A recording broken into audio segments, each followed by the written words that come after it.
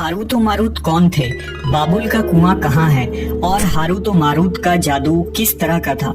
ये वो पुरअसरार सवालात हैं जिनके जवाब तो बहुत हैं और लिखने वालों ने भी बहुत कुछ लिखा है, लेकिन उन किस्से कहानियों में हकीकत को तलाश करना गहरे समुंदर से मोतियां निकालने के बराबर है। हारूत और मारूत के मुतालिक बुनियादी तौर पर दो तरह की रिवायतें मिलती हैं, एक वो जो कुरान और हदीस और ताबीन के अक़वाल में मौजूद है और दूसरी वो जो तौरेत और इंजील और इसराइली रिवायतों में आती है, जबकि उन इसराइली रिवायतों को बेशतर उलमा और मुवर्रिखीन ने तायद की है। इस वीडियो में हम उन दोनों तरह की रिवायतों और वाक़यात को मुकम्मल पेश करेंगे। रिवायतों के मुताबिक हजरत इदरीस अलैहिस्सलाम के जमाने में एक मर्तबा आसमान और जमीन के दरमियान से पर्दों को हटा दिया गया तो फरिश्तों ने जमीन में आबाद इंसानों को देखकर ताज्जुब किया और बोले, या रब्बुल आलमीन, हम तो गुनाह के करीब भी नहीं जाते, जबकि ये बनी आदम गुनाहों में इतने मुब्तला हैं। अगर हम उनकी जगह होते तो कभी तेरी नाफरमानी न करते। अल्लाह ने इरशाद फरमाया, इंसानों को गुस्सा और शहवत दी गई है, अगर ये चीजें तुम्हें दी जाए तो तुम भी इसी तरह गुनाह में मुलव्वस हो जाओगे। लेकिन फरिश्तों ने कहा, हम ऐसा हरगिज न करेंगे। लिहाजा अल्लाह के हुक्म से फरिश्तों ने अपनी जमात में से दो बेहतरीन और इताअत गुजार फरिश्तों को चुन लिया, जिनका नाम हारूत और मारूत था। अल्लाह ने उन दो फरिश्तों में इंसानी फितरत और शहवत डालकर दुनिया में भेजा। वो शहर बाबुल में दो खूबसूरत इंसान बनकर आए और काजी के काम पर मुकर्रर हो गए, जहाँ वो लोगों के दरमियान फैसले किया करते थे।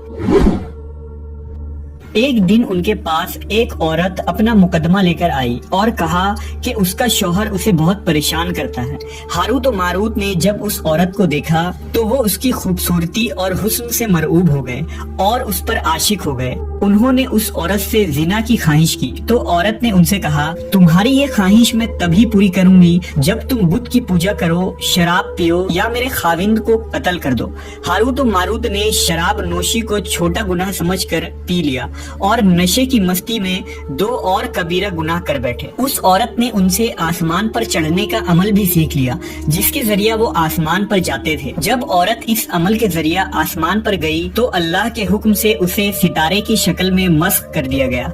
चूंकि उस औरत का नाम जोहरा था, इसलिए वो सैयारा जोहरा कहलाया, जिसे आज वेनस कहते हैं। इस गुनाह की वजह से हारूत और मारूत खुद वो इसमें आजम भूल गए जिसे पढ़कर वो आसमान पर जाते थे और बतौर सजा उन्हें बाबुल के एक कुएं में उल्टा लटका दिया गया, जहां वो ता कयामत यूं ही कैद रहेंगे।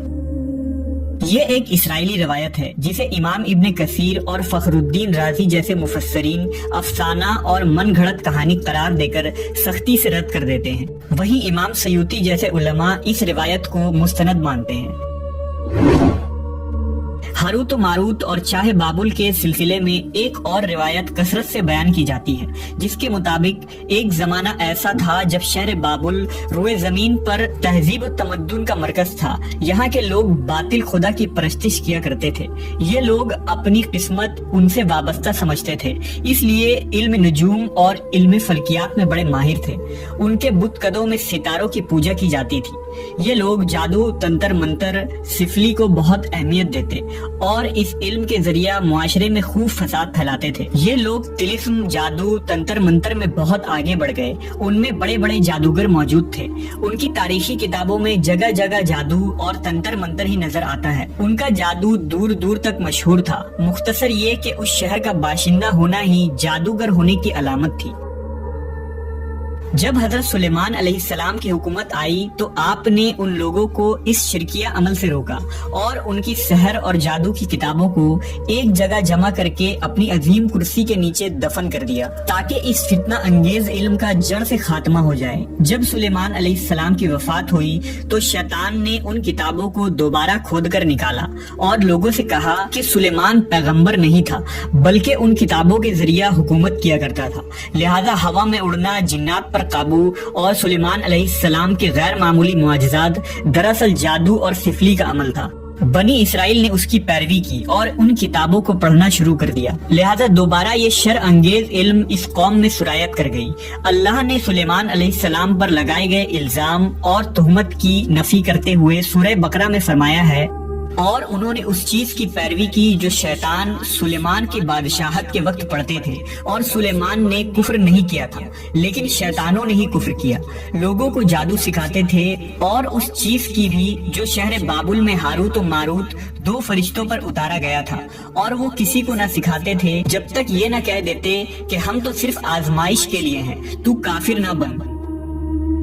لہذا جب یہ سحر کا علم بابل میں عام ہو گیا اور لوگوں کی تکلیف اور پریشانی کا باعث بن گیا، تو اللہ نے 2 فرشتوں کو انسانی صورت میں مامور کیا کہ وہ جادو کے عوامل اور اسے باطل کرنے کا طریقہ لوگوں کو سکھائیں تاکہ وہ جادوگروں کے فساد اور شر سے محفوظ رہ سکے۔ لیکن یہ تعلیمات غلط مقصد کے لیے بھی استعمال ہو سکتی تھی۔ حالانکہ وہ فرشتے لوگوں کو تنبیہ کرتے تھے اور ان کے لیے صراحتاً کہتے تھے کہ یہ تمہارے لیے ایک طرح کی آزمائش ہے، لیکن پھر بھی وہ لوگ ایسے کاموں میں پڑ گئے جو انسانوں کے لیے ضرر اور نقصان کا باعث تھا۔ بعض عربی داستانوں میں اس کنویں کا ذکر بھی ملتا ہے جہاں کئی لوگ پہنچے اور ہاروت و ماروت سے ملاقات کر کے جادو کا علم بھی سیکھا، جبکہ بعض مورخین کا کہنا ہے کہ عراق کے شہر حلہ کے قریب ایک کھنڈر میں موجود قدیم کنواں ہے جہاں سے بابل کی سرحد شروع ہوتی تھی۔ یہ اس کنویں کو ہی چاہے بابل قرار دیتے ہیں۔ بہرحال اس واقعے سے یہ سبق ملتا ہے کہ سفلی اور جادو ایک شرکیہ عمل ہے، مگر یہ کہ اس کا استعمال فساد اور شر پسندی کے خاتمے کے لیے کیا جائے۔